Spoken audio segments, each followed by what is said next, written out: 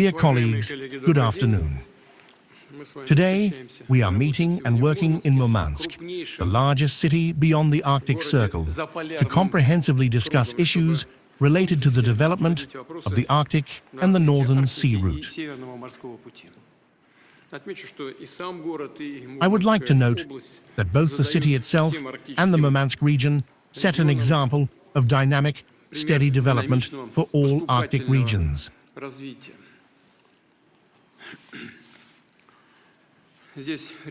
Large-scale, in many ways unique, industrial and logistical projects are being implemented here, such as the large tonnage marine structures construction center in Belokamenka, the development and modernization of the Murmansk transport hub, including the opening of new terminals and the expansion of railway access routes.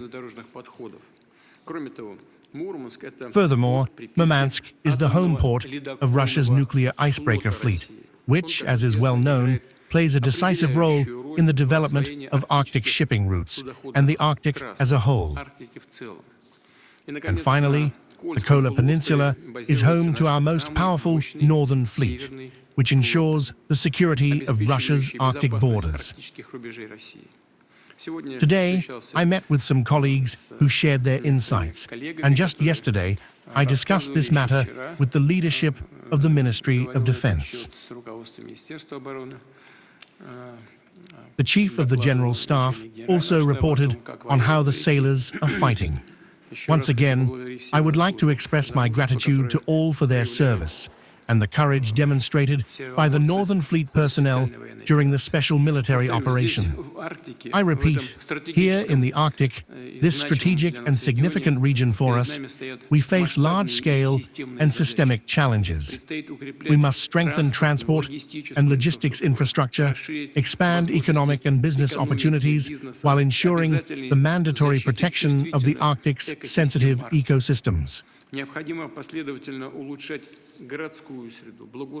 It is necessary to consistently improve the urban environment, enhance the settlements of the far north, and generally raise the quality of life for people so that they have interesting, well-paid jobs, modern education, and healthcare systems, and so that living in the Arctic becomes truly comfortable and attractive. It is obvious that all these tasks require a comprehensive approach, clear plans calculated for the long term, and a combination of efforts from federal ministries, regional teams, business and scientific communities, and public organizations.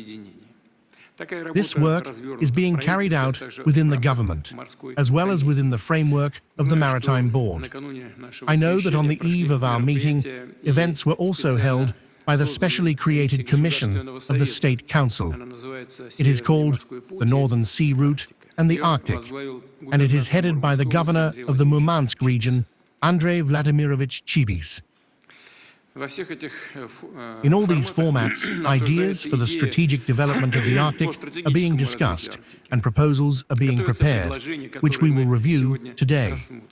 At the same time, I draw the attention of the meeting participants to the fact that now, after all the discussions, we need to move toward extremely specific financial, managerial, and legislative decisions.